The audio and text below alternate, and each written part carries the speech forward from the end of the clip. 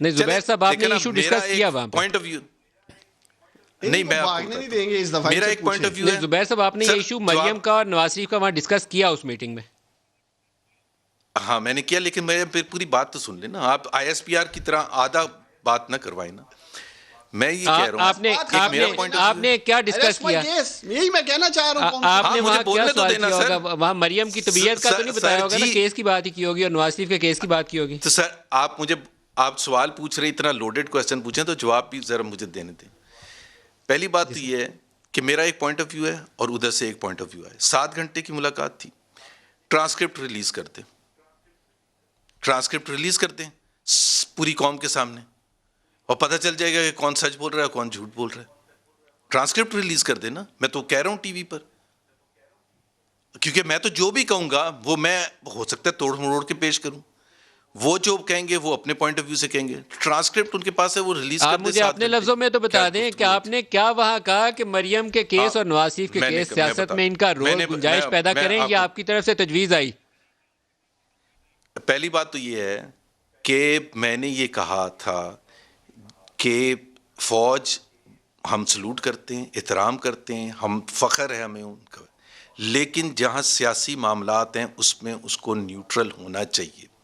जहाँ तक कोर्ट कचहरी का ताल्लुक है, ये जो आप मरियम वगैरह की बात कर रहे हैं, जहाँ तक कोर्ट कचहरी का ताल्लुक है, चाहे नवाज शरीफ के, चाहे शाहिद खान अब्बासी के या मरियम के, जिसके भी केसेस है, let us face the courts and कचहरीज, let us face, allow us to face nab on its on. हमारे साथ ज्यादती हो रही है, उसको आप भूल जाएं, हम फेस करेंगे, हमें कोई नहीं चाहिए रिलीफ रिपीटेडली। और आपने आपने खुद ये सुना है आर्मी कि वो चीफ कहते से हैं कि जी क्यों फिर जिक्र किया कि मरियम और नवाज शरीफ को अदालतों का सामना करने दें, सिर्फ आप हाथ उठा लें? यही बात की ना आपने कि आप हाथ उठा लें या आप पीछे हट जाएं?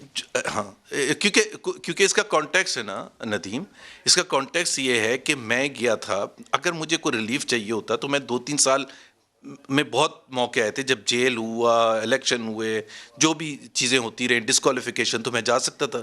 अभी मैंने क्यों चूज़ किया था? बिकॉज एक बैकग्राउंड था, उन्होंने सबके सामने, इमरान खान साहब भी मौजूद थे और असद उमर भी थे और बाकी बहुत से दूसरे वज़रा भी थे, जहांगीर तरीन भी थे और खटक साहब भी थे, शेख रशीद साहब भी थे। उधर आर्मी चीफ ने ये कहा कि आप जब इस्लामाबाद आएंगे तो ज़रूर मुलाकात करना। मैंने कहा जी ज़रूर मुलाकात करूंगा। एक तो मैं उनसे रिलेशनशिप है, फिर और आपने मैंने रिक्वेस्ट उनको डाली जाते उसके ही लिए कहा या उधर से दावत आई?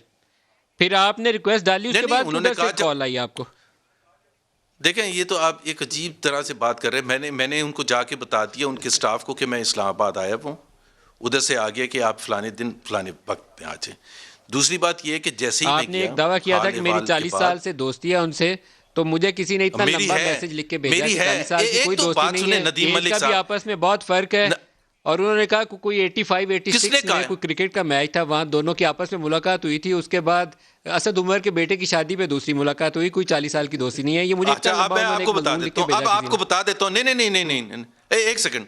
2016 जनवरी में मेरे बेटे की शादी हुई थी इस्लामाबाद में। अच्छा काशिफ अब्बासी भी थे, अच्छा मेहर अब्बासी भी थी, आसमा शिराजी भी थी, और भी बड़े लोग थे।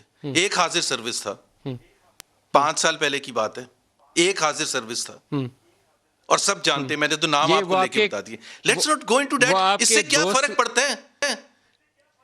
आपके दोस्त के इससे क्या रिलेशनशिप फर्क की पड़ता वजह है से कि शायद वो एक और कॉमन दूसरी बात, कांटेक्ट निकल आता है, लेकिन 40 साल की दोस्ती तो इस्टेब्लिश नहीं होती इससे।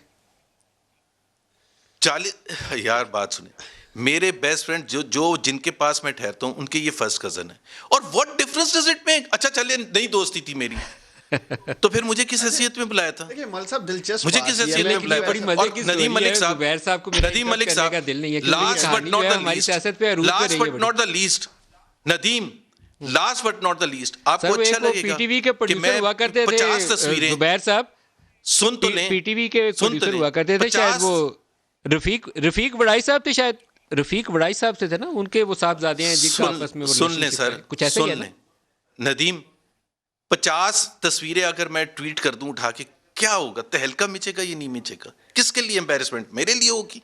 And what difference, okay let's say कि नहीं थी दोस्ती, what difference does it make? और जो लोग जानते हैं, चाहे वो प्राइम मिनिस्टर नवाज शरीफ के इर्द गिर्द के लोग थे, जो मेरे, आपको पता है सारे जो जितने भी क्लोज सर हैं आप दोस्ती का पीएमएलएन में, दावा कर रहे हैं, उधर से कबूलियत हमें नहीं है, ये कैसी दोस्ती है सर? नहीं, कबूलियत नहीं आई तो मैं क्या करूं भाई। एक सेकंड वाइट नदीम मलिक एक हमारा ये सर अजीब यकतरफा इश्क आपसे तो अच्छा मैं नहीं होता जुबैर एक्सपेक्ट ये साहब। नहीं कर रहा था कि आप मुझे ये बताएं कि जी अच्छा नहीं दोस्ती होता। प्रूफ की मुझे जाए। ब्रेक